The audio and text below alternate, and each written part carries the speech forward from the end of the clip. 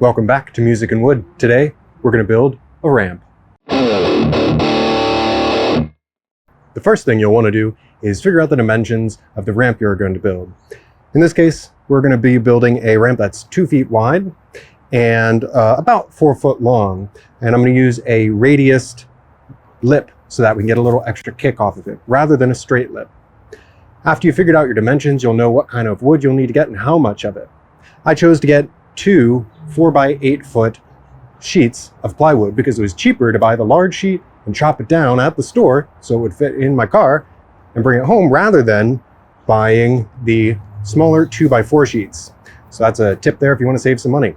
Also, for the 2x4s that we're going to use for supports on the ramp, you can look in the scrap pile at your wood store to find any damaged or split wood, because you can then get a great discount on that and use that to build your ramp for even cheaper. After you've got your wood cut to the sizes that you'll need, we're going to take the 2 side supports and screw them together so that when we can cut one time and have both sides exactly match. I'm going to screw this together, and then we will mark our radius along the board so that we can decide how we're going to cut.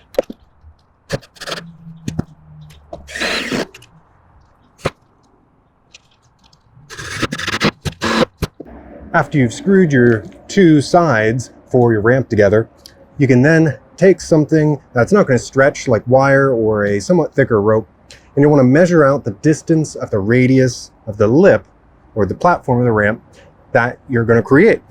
Once you've done that, set up something to hold the other side of the rope or string or wire, and then you'll trace the radius along the board.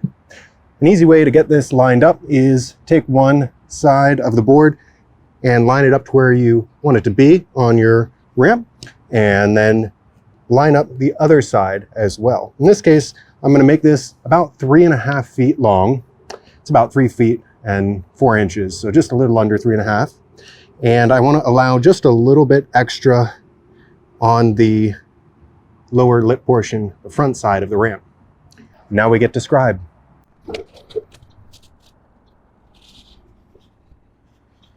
With the radius now scribed into the board for our ramp, we can cut it with a jigsaw. Always, of course, wear safety glasses.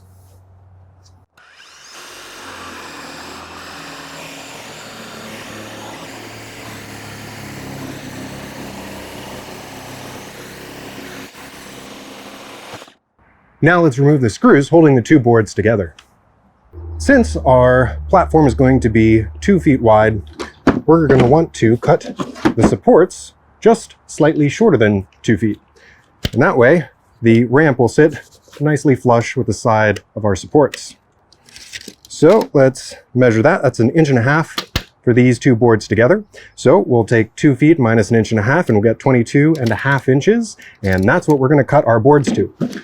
For this particular ramp, I went 6 inches on center across the actual ramp, and then just what seemed nice across the other perimeter to keep support on the ramp. In total, that's going to be 12 2x4s. Let's get to measuring and cutting.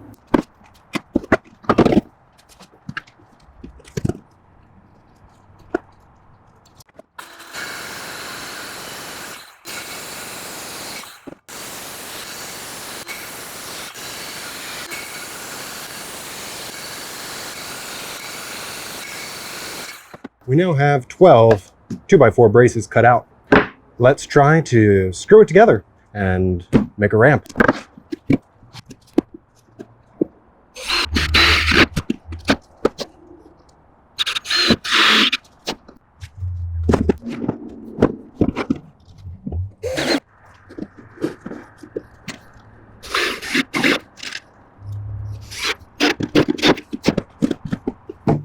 Now that we have a ramp somewhat like shape, I'm going to put the platform on, and then we'll finish putting the braces on under it and screwing the platform into it. I was lucky enough to find some already bent 3/8 inch plywood. It already had a nice bow to it, so it should be easier to form to the shape of the radius of this ramp.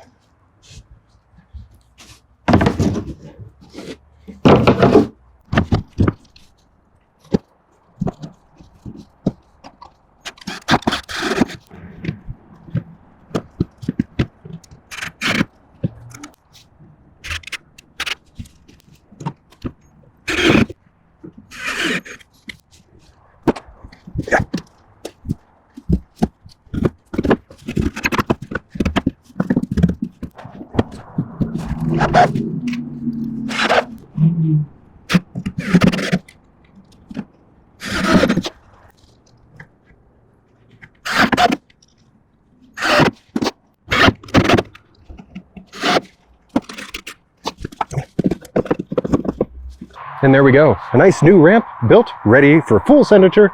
But first, we're going to test it with an RC car and see what's in store for me when I hit it with my bike. Let's do it.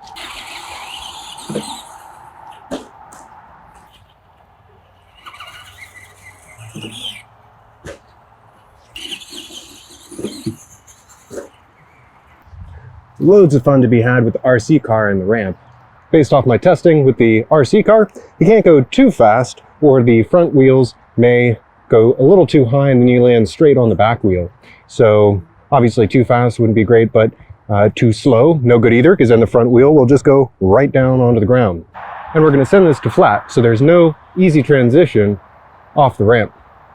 Well, let's see how it goes. Might do a run up first. Just see what it feels like.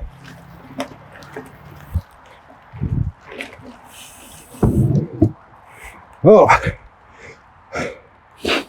looks like adding some spikes in the front to keep the front down, and definitely maybe some kickstands in the back might make this thing more stable on dirt. Yep, definitely going to need something to hold the ramp steady. Let me find something. Got some pavers. Let's see how it holds now. Much better. Still a little bit of movement, but much better.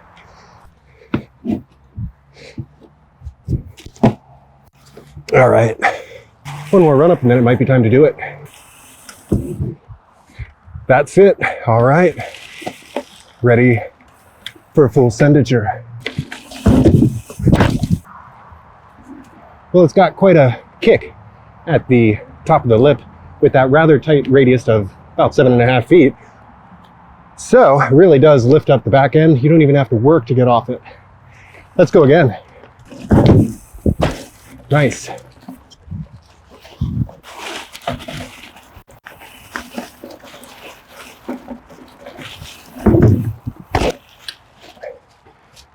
That lip definitely kicked the back wheel up pretty good. My front wheel went down first. So I'm gonna have to maybe lean a little more back, pull up just a tad bit, and make sure I don't try to boost that jump so I don't get that back wheel too high. Much better. Oh yeah, that could have been horrible. That was almost an OTB. Almost horrible. I wonder if we caught that.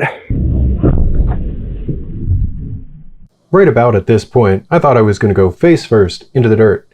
My front wheel was about to slam into the ground. Potentially, I would go right over those handlebars. Luckily, I maxed out the high-speed compression on the front fork, which prevented it from totally dive bombing into full compression. My arms were extended firmly on the handlebar, and my weight was shifted back enough to where I was able to hold on and let the rear wheel come down too safely. All right, we're gonna get another shot coming the other way so we can see the landing a little better.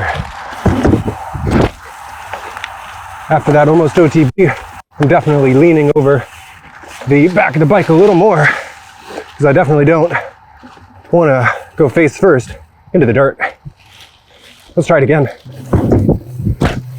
Yeah.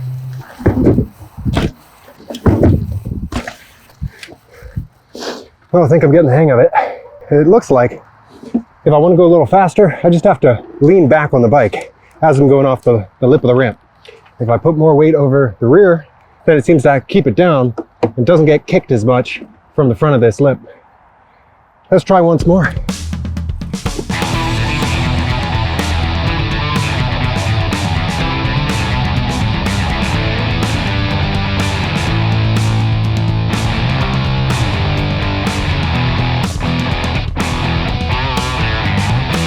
That was totally dope. We were able to build a ramp, send it with some RC car fun, hit it with the bike, got some fun jumps in. I'm learning how to jump, so I'm definitely going to use that ramp a whole lot, and I can put it right in my backyard so I don't have to go out and find jumps in other places. I got a whole bunch of extra wood, so I'm going to build some more ramps soon and maybe even make a small miniature jump line.